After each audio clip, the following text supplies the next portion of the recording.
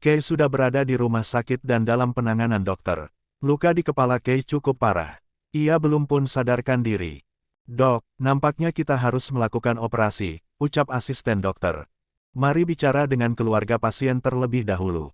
Sepertinya kita akan mengalami kerumitan karena bekas operasi terdahulu yang belum pulih total, ucap dokter dengan nada pesimis. Mereka harus melakukan operasi yang cukup rumit, belum lagi Kei mengalami banyak kehilangan darah.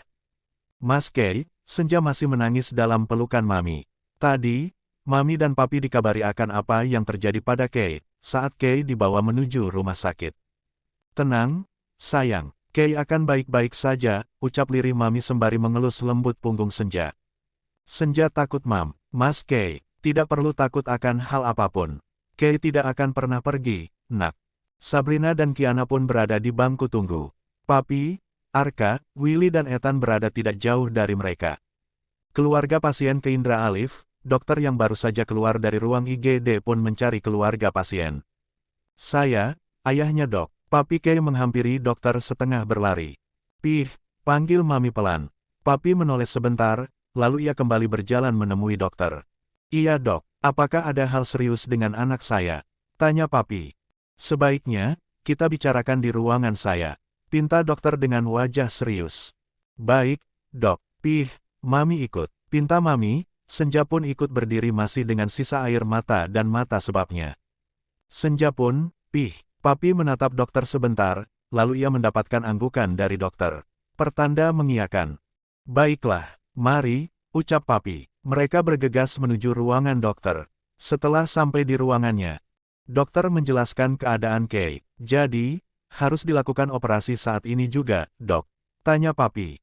Tentu pak, pasien banyak mengeluarkan darah dan kepalanya terkena hantaman benda tumpul. Kami khawatir akan ada darah mengendap dan membeku bila tidak segera dilakukan operasi, jawab dokter. Apa resikonya jika tidak melakukan operasi? Tanya Papi. Pembekuan darah dalam hitungan jam, dari riwayat pasien yang pernah mengalami kecelakaan dan benturan di kepala. Maka harapan hidupnya tipis. Walaupun hidup itu di tangan Tuhan, akan tetapi kita harus menyiapkan hal terburuk dan mengambil tindakan pencegahan agar pasien kembali keluar dari masa kritis, balas dokter. Lakukan dok. Maaf sebelumnya, Pak, Bu. Menurut data kesehatannya terdahulu, apakah pasien dalam keadaan amnesia? Tanya dokter. Mami dan Papi saling menatap, Senja hanya diam mendengarkan penjelasan dokter. Betul dok, anak kami mengalami amnesia, sudah 1 tahun lamanya. Baik, mari sama-sama berdoa, untuk keselamatan pasien, saya akan berusaha semaksimal mungkin dalam menanganinya. Final dokter. Setelah mereka mengucapkan amin, maka dokter segera kembali ke ruangan di mana Kei berada, sebelumnya meminta disiapkan ruang operasi. Setelah berkas pelaksanaan operasi ditandatangani pihak keluarga pasien, dokter segera melakukan operasi pada Kei. Senja tidak berhenti berdoa selama operasi itu berjalan. Ia ditemani oleh Mami dan juga Sabrina. Sedangkan Kiana sudah pamit terlebih dulu. Sebaiknya ganti pakaianmu, sayang. Pinta Mami. Darah Kei yang melekat pada setelan Senja hampir mengering. Tangan Senja pun baru dibasuh sekedarnya menggunakan air mineral. Tidak Mi, sebelum Mas Kei selesai operasi dan lepas dari masa kritis, tolak halus Senja. Maafkan Senja Mi. Senja telendor dalam menjaga Mas Kei. Senja amat menyesal dengan kejadian malam ini, seandainya Senja lebih tegas kepada Mas Kei. Mungkin kejadian ini tidak akan terjadi, ucap Senja lirih dengan nada kesedihan. Sayang, ini bukanlah kesalahan kamu nak. Semua harus terjadi, ya terjadilah.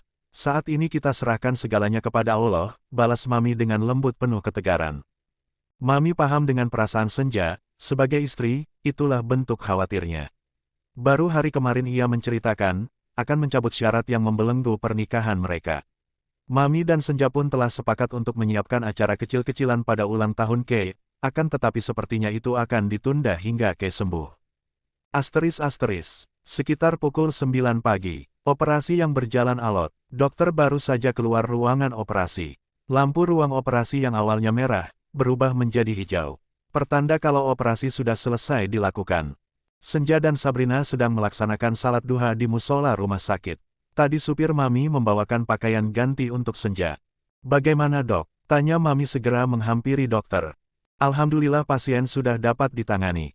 Bersyukur tubuh putra Anda cukup kuat menghadapi luka di kepalanya. Masa kritis pura Anda sudah berlalu. Hanya tinggal menunggu ia sadarkan diri, jawab dokter. Baiklah dok, kapan putra saya bisa dipindahkan ke ruang perawatan? Terdengar nada kelegaan dari Mami walaupun tipis. Nampaknya putra Anda masih harus di ruang ICU nyonya. Kami harus memantau perkembangannya sebelumnya sadarkan diri, jawab dokter. Terima kasih dokter. Percakapan pun terputus, karena dokter harus segera kembali ke ruangannya. Tidak sedang lama Senja dan Sabrina pun sudah kembali dari musola. Mami menceritakan semua apa yang dikatakan oleh dokter pada Senja. Selain berdoa mereka bisa apa? Hanya menanti perkembangan Kay, berharap secepatnya sadar. Asteris. 5 hari sudah, Kay terbaring di berangkar rumah sakit, tidak sadarkan diri. Bahkan, hari ulang tahunnya telah terlewati lusa lalu. Ai, bangun dong, aku rindu, ucap Senja di sela-sela zikirnya. Ia mencoba membangunkan Kay dengan nada merayu, seperti saat di pagi hari ketika Kay sulit untuk dibangunkan. Selama 5 hari ini, Senja tidak pernah meninggalkan Kay. Padahal orang tua Kay dan juga orang tuanya, yang saat ini berada di Jakarta, karena merasa bergegas ke Jakarta, setelah mendengar kabar Kay mengalami pengeroyokan hingga masuk rumah sakit. Mereka pun sudah banyak merayu Senja agar saja beristirahat. Namun, Senja bersikeras ingin menunggu Kay sadar, ia ingin menyaksikan Kay membuka matanya secara langsung. Sesekali Kiana dan Sabrina menemaninya. Siang ini Senja begitu lelah, entah apa yang terjadi. Mungkin kondisi fisiknya mulai melemah karena kurang istirahat. Ai, kamu belum melihat aku mengenakan pakaian nista yang kamu belikan tempo hari loh. Ayok bangun Ai, Senja tersenyum malu di balik tubuhnya yang terasa tidak baik-baik saja. Ai, aku sudah siap memberikan anak untukmu. Anak perempuan yang kamu inginkan, nanti mau kamu belikan gamis yang banyak katanya kan. Kamu tidak lupa dengan janjimu kan, Ai? Senja terus saja berceloteh, mengajak Kay bicara di sela zikirnya. Itu saran dokter, agar mereka selalu mengajak Kay bicara, guna untuk merangsang syarafnya, agar Kay segeralah sadarkan diri. Senja duduk di bangku kecil menghadap ke arah Kay yang masih terbaring lemah. Ba'da zuhur, Kiana menelepon Sabrina, untuk menemui Senja di rumah sakit. Membawakan makanan untuknya dan juga pakaian ganti. Kiana minta dijemput oleh Arka dan Sabrina. Hari ini ia lagi malas menyetir. Kiana menunggu Arka dan Sabrina di lobi apartemennya. Tidak berapa lama, Satpam memberitahukan, Kiana yang tengah duduk di rumah tunggu, bahwa seseorang mencari Kiana. Ia menunggu di depan lobi karena tidak ingin parkir terlebih dahulu.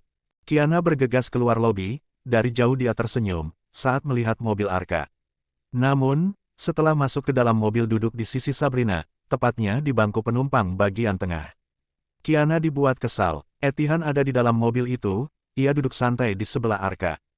Hai calon momi dari anak-anakku, sapa Ethan, jangan ngarang ya, sinis Kiana, padahal hatinya berbunga-bunga.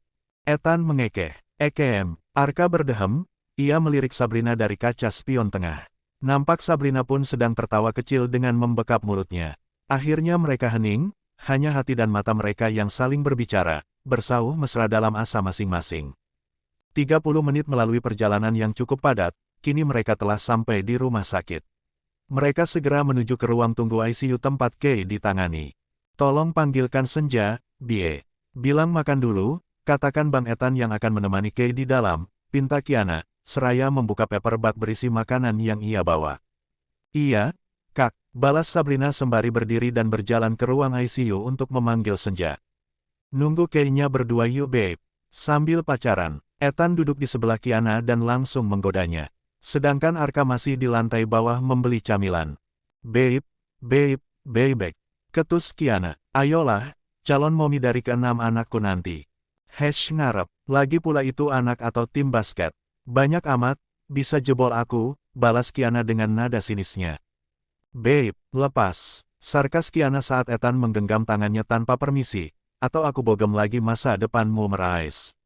Sudah jadi air deh, ledek Kiana dengan tertawarnya. Bogem aja, Ethan malah tersenyum.